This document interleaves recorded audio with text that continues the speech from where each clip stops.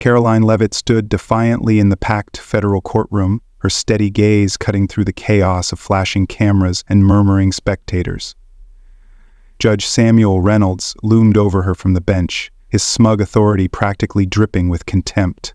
But what unfolded next, a battle over truth, power, and a war-torn nation's secrets, would leave the entire room speechless and turn the tide in a way no one saw coming.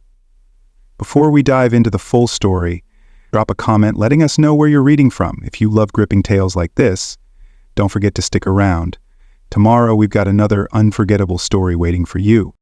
On March 11, 2025, the federal courtroom in Washington, D.C. simmered with restless energy.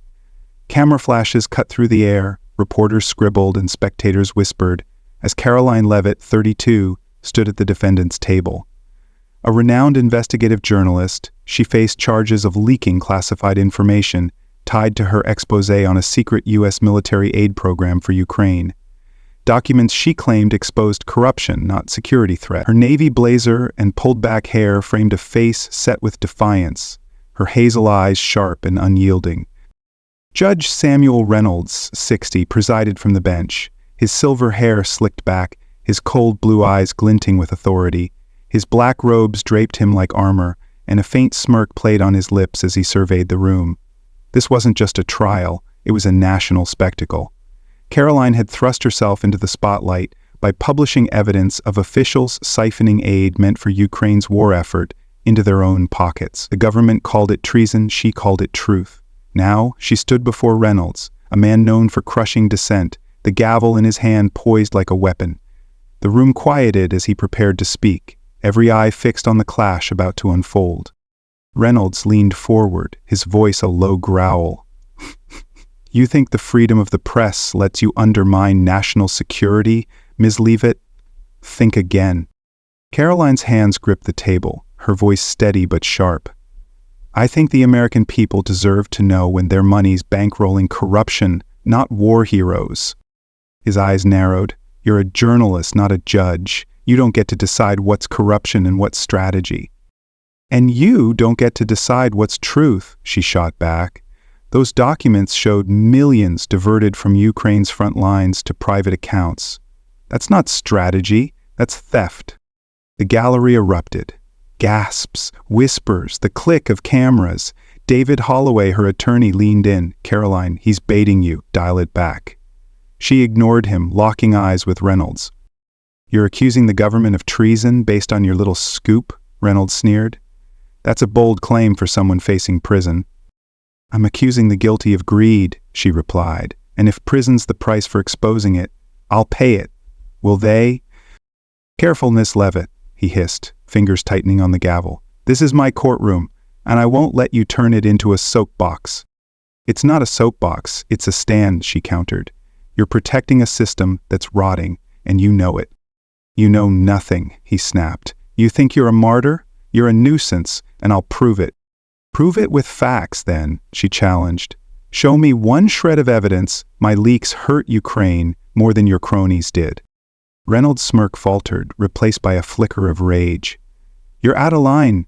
Keep talking, and you'll regret it. I'm in line with the truth, she said, unflinching. You're the one dodging it.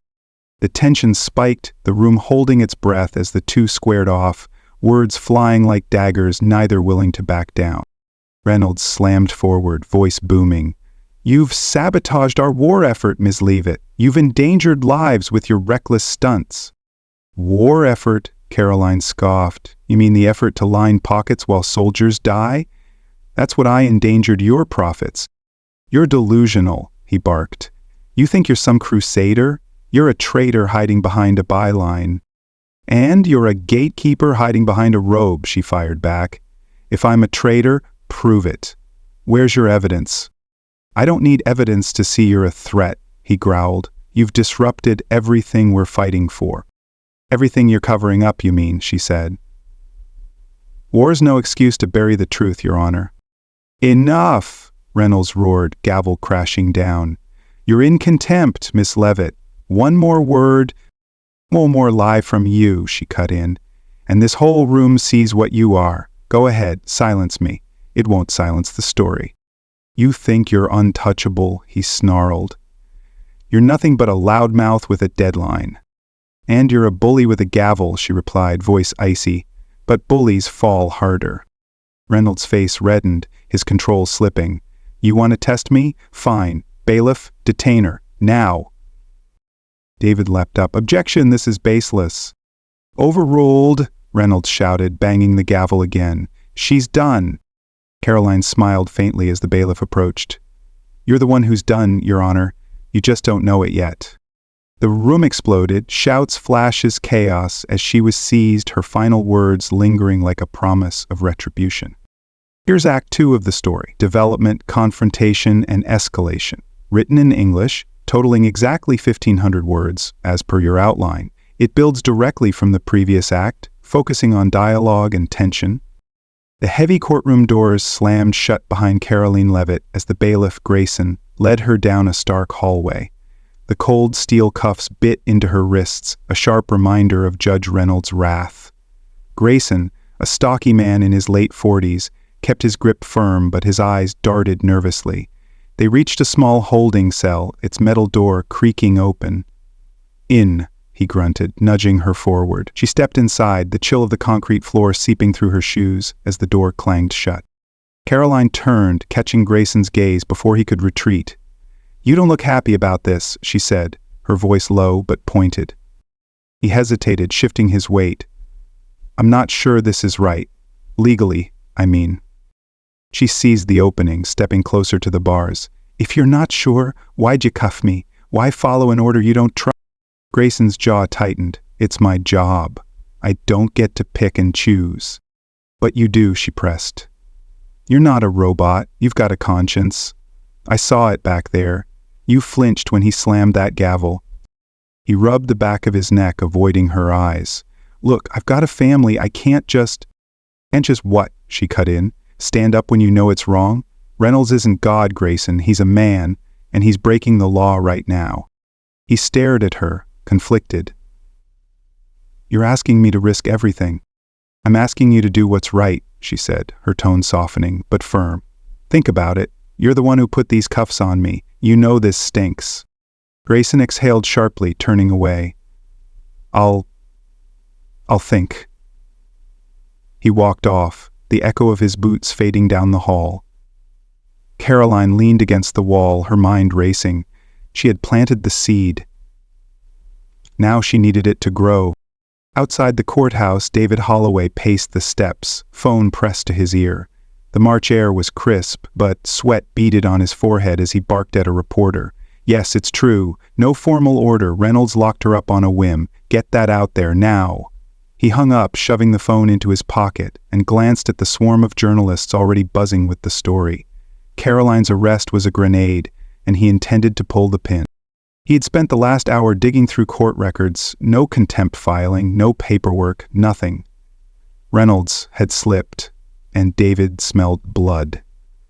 He ducked into a nearby cafe, spotting the court clerk, Emily Carter, a wiry woman in her 50s with tired eyes. She nursed a coffee, glancing up warily as he slid into the booth across from her. You look like hell, David said, skipping pleasantries. Reynolds got you rattled? Emily snorted. He's got everyone rattled. Ordering me to skip the contempt filing? That's not how it works. So why'd you let him? David leaned in, voice low. She glared. You think I had a choice? He's been running that courtroom like a dictator for years. Then stop letting him, David shot back. You've got the power to bury him, Emily. Tell me what happened. On record. Her fingers tightened around the mug. If I talk, he'll ruin me. You know how he is.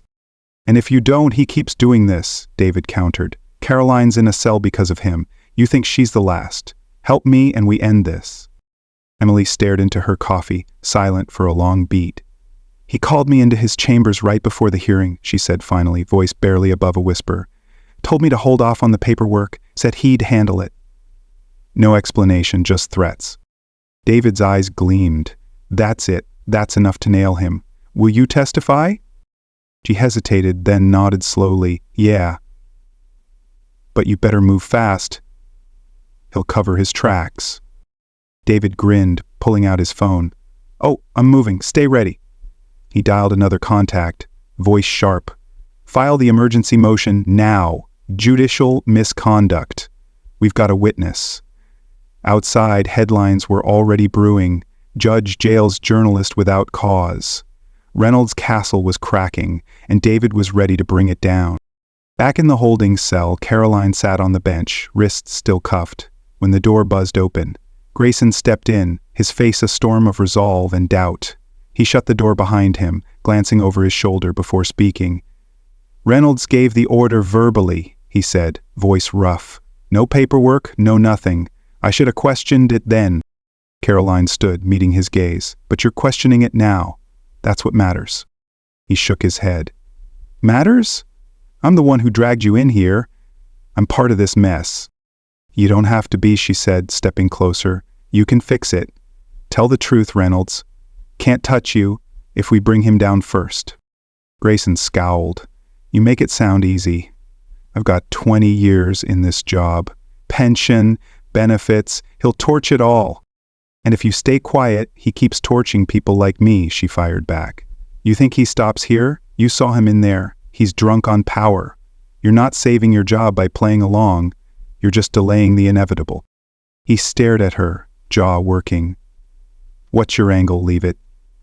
You're locked up and you're still fighting like you've got nothing to lose."